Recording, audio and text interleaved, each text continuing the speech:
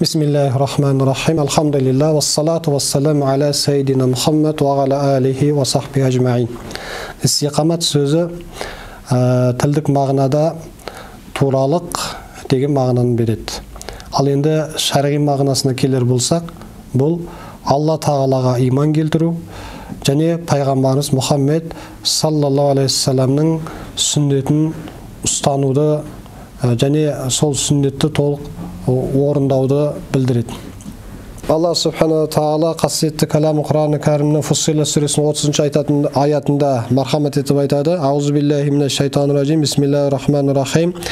İnnellezîne qâlu rabbunallahu sümme istakâmû tetenezzelu aleyhimul melâiketu ellâ tekâfû ve lâ tehsenû ve ebşiru bil cenneti lleti kuntum tu'adun.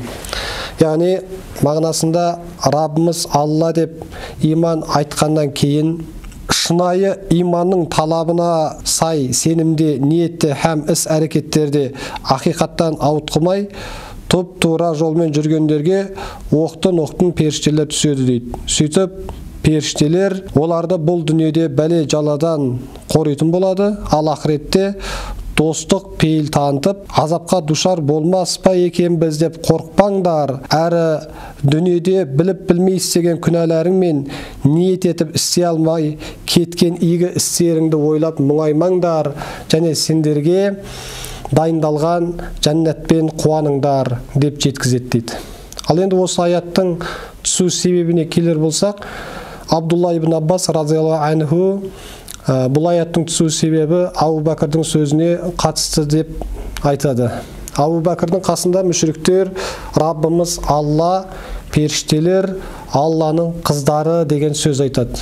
Ал яһудилер болса Раббымыз Алла, Узайр Алланың баласы, Мұхаммед Алланың елшісі емес деген сөз айтады. Сонда Абу Бәкір Сиддиқ радияллаху анху Раббымыз Алла, оның ортағы жоқ, серігі жоқ, ал Мұхаммед Алла тағаланың құлы әрі елшісі деген сөзді айтады. Міне осыған орай Алла тағала осы аятты түсірді дейді. Бұл жерден ұғатынымыз Раббымыз Алла, оның қыздары жоқ, оның ұлы жоқ, ол жалғыз, оның ортақ серігі жоқ, және пайғамбарымыз Мұхаммед саллаллаху алейхи вассалам Алла тағаланың соңғы елшісі деп білеміз. Истиқамат сөзінің, яғни осы туралық сөзінің мағынасын саңлақ сахабаларымыз былай деп түсіндіреді. Абу Бәкір Сиддиқ радияллаху анху айтады, бұл адамның айтқан сөзі мен ісінің бірдей болуы дейді. Ал енді Омар ибн Хаттаб радияллаху анху айтады, бұл екіжүзділіктен аулақ болу дейді. Ал Осман ибн Аффан радияллаху анху айтады, амалдарды ықыласпен орындау дейді. Али ибн Абу Талиб радияллаху анху айтады, құлшылықтарды, парыздарды орындау деп айтады. Бірде Абу Бәкір Сиддиқ радияллаху анху басқа сахабалардан истиқамат деген не деп сұрайды. Сонда сахабалар күнә іс істемеу деп айтады. Абу Бәкір Сиддиқ радияллаху анху айтады, сендер бұны қиындатып жібердіңдер ғой дейді. Сендер бұны қиындатып жібердіңдер ғой дейді. Негізінде бұл Алла тағалаға иман келтіргеннен кейін оған серік қоспау болады дейді. Қайттан, яғни мүшриктік Аллаға серік қосатын амалға қайтып бармау деп айтады. Ал енді қайсы бір сахаба пайғамбарымыз саллаллаху алейхи вассаламнан өтініш етеді. Я Расулалла, маған исламнан бір сөз айтыңыз, және мен сізден сол сөз естігеннен кейін ол жөнінде басқа ешкімнен сұрамайтын болайын деген өтініш айтады. Сонда пайғамбарымыз саллаллаху алейхи вассалам Аллаға иман келтірдім деп айтты, және сол сөзіңді орында, сол сөзіңде тұр дейді. Бекем бол сол сөзде дейді.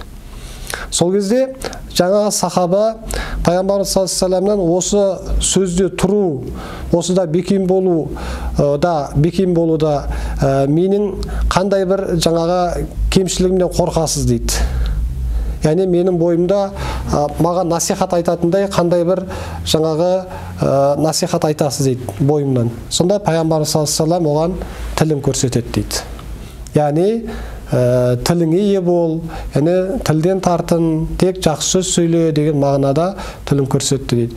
Осыған орай біз түсінеміз, адам Аллаға иман келтіргеннен кейін осы дүниеде Алла разы болатын істерді атқарып, Алла тағала қайтарған күнә істерден, күпірліктерден өзін аулақ ұстап, және пайғамбарымыз саллаллаху алейхи ва салламның көрсеткен сүннетін ұстанып, өзіміздің қандай да бір өзіміз білетін кемшіліктерімізді, қателіктерімізді түзеуге, туралауға тырысуымыз қажет деп осыған жаңағы әрекет, амал жасаймыз.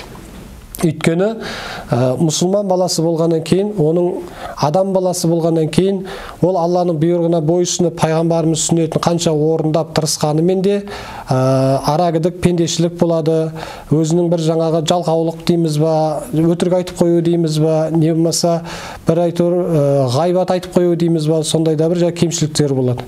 Енді ол Аллаға иман келтірдім дегеннен кейін әлгі хадиске сүйенетін болсақ, адам сол өзінің бойындағы сол кемшілікті түзеуге тырысу керек. Және сол кемшілікті түзеп, жақсыға қарай жаңағы бейімделуі керек. Алла тағала баршаларымызды жаман әдеттерден арылып, жақсы ізгі амалдарға бейім болуымыз нәсіп етсін.